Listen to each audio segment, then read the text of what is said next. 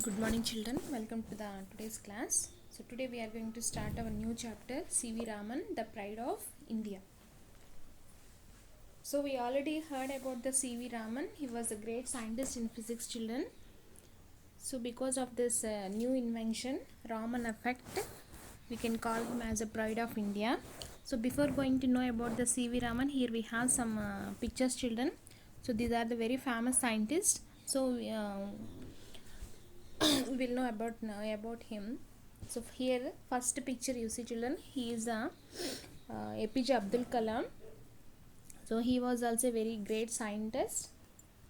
And second one Dr. C.V. Raman, and third one is the Srinivas Ramanujan. He was an mathematician, famous mathematician from Tamil Nadu. And fourth one Albert Einstein. And next fifth one is Isaac Newton, and sixth one is Alexander Fleming. So these are all very famous scientists in maths and physics, children. So today we are going to know about the C.V. Raman, the Pride of India. Why we are calling him as a Pride of India and what is his invention? Today we are going to know. So when coming to our lesson, here you see. So on the busy Bazar Street in Calcutta, there was an old building. It was the headquarters of Indian Association for Cultivation of Science. So Indian Association of Cultivation of Science is a very famous and big association for the science in India. So on that time, C.V. Raman was the member in that that one. So in December, on a fine evening in 1927, there was much excitement in one of its laboratories. Chandrasekhar Venkat Raman, means nothing but C.V. Raman, was showing a visitor some of his instruments when a young man, K.S. Krishnan, rushed in and announced Professor Compton has won the Nobel Prize. So when he was works in his laboratory, when C.V. Raman was works in his laboratory, one young man came to his room and he said, so Dr. Compton has won the Nobel Prize. So that young man is nothing but K.S. Krishna. He rushed into the laboratory of C.V. Raman and he said to the C.V. Raman, Dr. Compton has won the Nobel Prize to his new invention of Compton effect. Okay, so Raman was getting very excited to listen that excellent news, and after that he said, smiling at the visitor, and then he was lost in thought. But look, and he said to the K.S. Krishnan, then he was lost in thought. So here you see, children, lost in thought means to get the attention, to take the attention on him. So here you see, but look here, Krishnan, he said, turning to the young man, if this Compton effect is true of X-rays, it must be true of light also. So if the Compton effect was true, then it must be the same effect will be true for the remaining lights also. After the few years later, A.H. Compton has shown the nature of X-rays changing when passed through the matter. The change was depending upon the kind of its matter. This effect was called the Compton effect. Actually, Compton effect is nothing but when the X-rays. So do you know X-rays, children? Actually, whatever the light we are seeing now, that will be the visual effect. Okay, visual spectrum. That should be called as the visual spectrum. So other than this visual spectrum, here we have so many lights also. There are X-rays are there, gamma rays are there, UV rays are there. So these are all the different kinds of lights we have around us, but we are not able to see that with our naked eyes. Okay, so in that X-rays also one of the kind of rays, means one of the kind of light also. So this X-rays, when this X-rays will be passed through the any matter means any solid or any liquid or gas. Whenever this X-rays will be passes through any matter, it can change its behavior. Okay, it will change its behavior. That is the effect will be called as the Compton effect. For this invention only, Dr. Compton had got the Nobel Prize on that time. Okay, so on that time only Raman had an idea, and he got the information about the, if this Compton effect was correct, if this Compton effect is true, then the same effect should be correct for remaining lights also. After the in coming days, he wanted to research on them. After few years, H. Compton had shown the nature of X-rays changes when passed through the matter. The change was depending upon the kind of its matter. This effect was called as the Compton effect. Okay. So, could light also changes its nature when passed through a transparent medium? That was the question that Raman asked himself. For 5 years, he had been doing research in this optics, the science of light. No sophisticated equipment was available in his laboratory, but Raman was confident that he could find the answer with some modifications in his equipment. So, after the invention of Compton effect, Raman had idea to research on the same thing, but instead of the X-rays he wanted to research on the remaining lights. Means when the light will be passed through any matter, does it changes its behavior or not? He wanted to research on that. After the 5 years, so finally Raman got got the answer for his question, and by using very less amount of by using the very little bit equipment. Okay, actually he doesn't have any particular equipment to research on this one. No sophisticated equipment. Sophisticated means which is not clear and accurate equipment. Okay, that he should not have in his laboratory, but Raman was confident that he could find the answer with some modifications in his equipment. 4 months later, after the 4 months, on March 16, 1928, Raman announced his discovery of new radiation. After this one, after the 4 months later, the Raman announced his discovery of new radiation to an assembly of scientists at Bangalore. Now it is called as the Bengaluru. Okay, so in Bangalore he announced his new research, that is the new radiation about the light only. So the world hailed the discovery as the Raman effect. For scientific research in this country, it was a red letter day. His discovery caught the attention of the world.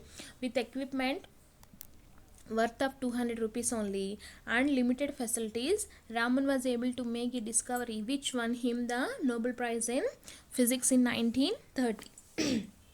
So for his research only, for this research of lights only, he got the Nobel Prize in 1930. And not only that, he is the first Indian who got the Nobel Prize in Physics. So that's why here we are calling him as the pride of India. Okay, so that affect whatever the research he was done on the lights, that will be called as the Raman effect. That is the Raman effect. So because for this Raman effect only he got the Nobel Prize in 1930. And on which day? On February 20th he got the Nobel Prize. So that day only now we are celebrating as the National Science Day also. So Raman was born on November 7th in 1888 at Tiruchirappalli in Tamil Nadu.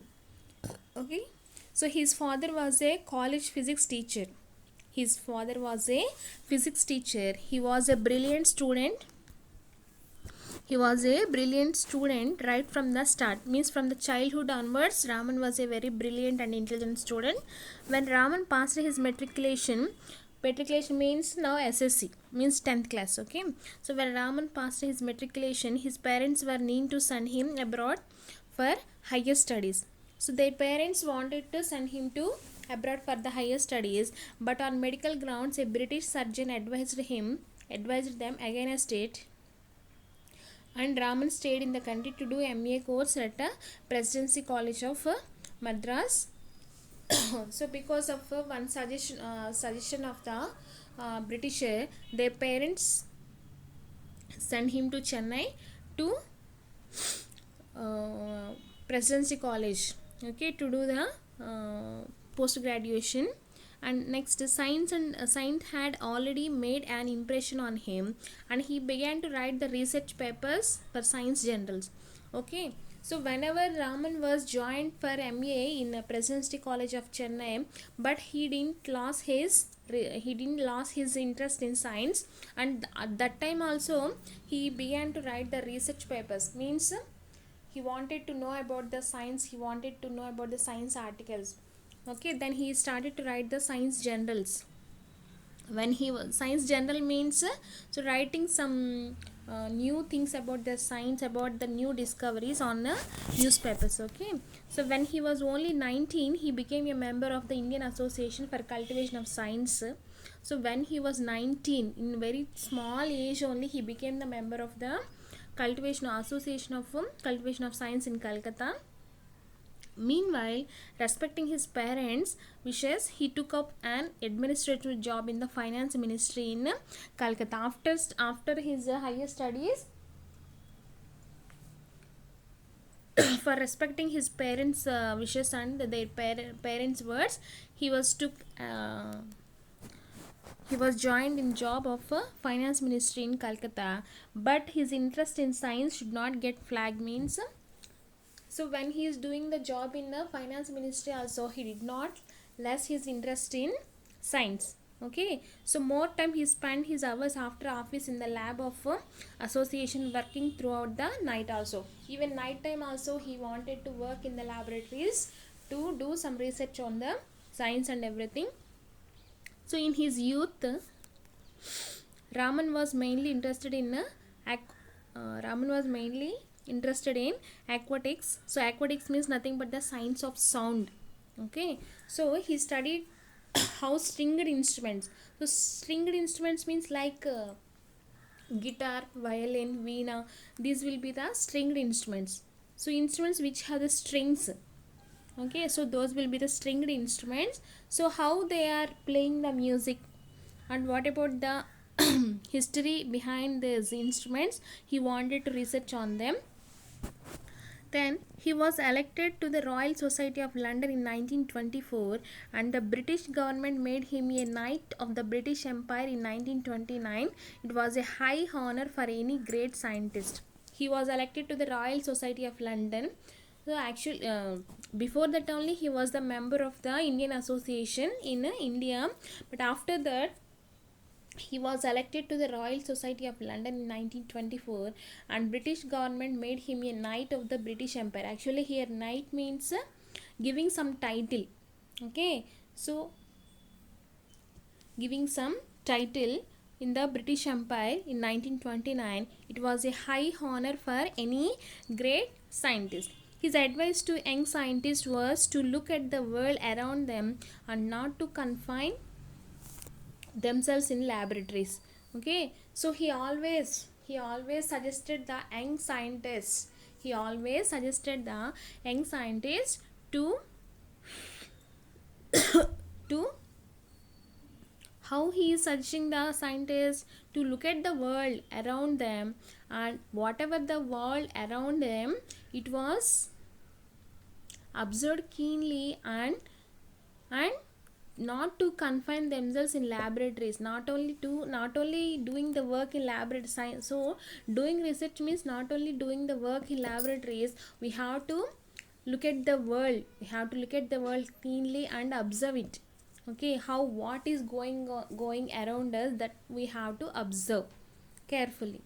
And the essence of science, he said, that is a science, that is the main science, means to look at the world, to look at what will be going on around us. That is the main science, and not only doing the work in laboratories. That is the science, that is the essence of science here. In independent thinking and work hard.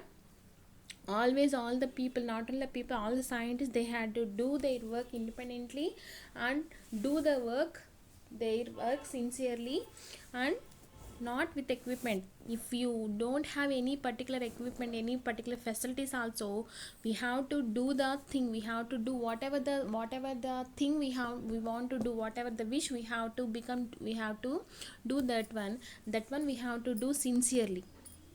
Okay, so C.V. Raman was the first Indian scholar who studied wholly in India and received the Nobel Prize, and he was the first Asian and the first non-white to win such a great award in science. He passed away in 1970 on November 21st, but his memories are with us only.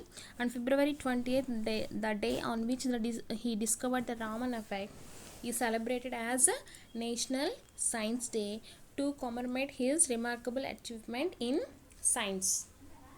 So finally, C.V. Raman was passed away in 1970 on November 21st, and the the day on which day he invented the new invention, that is the Raman effect, on February 28th, he is celebrating as the National Science Day in India.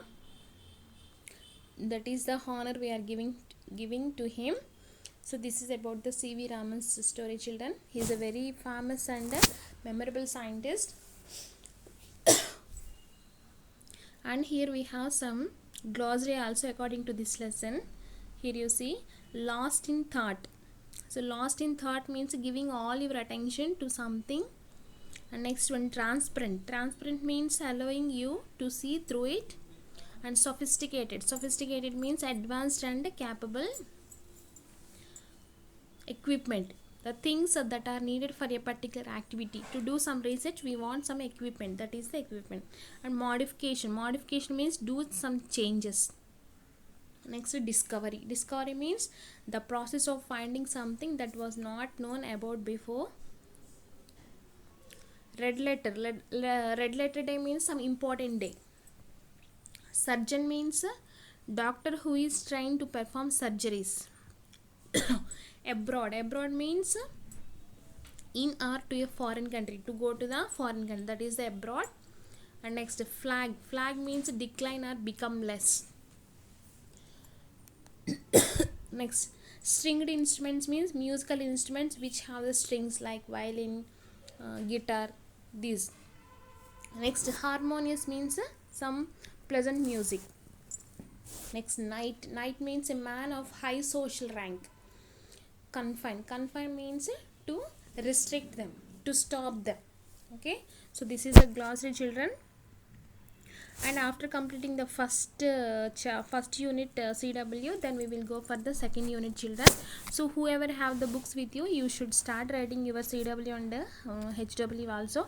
And remaining children also, you should buy the books and you should follow the class properly, children. And for the today's classwork and homework, I will send you. Thank you.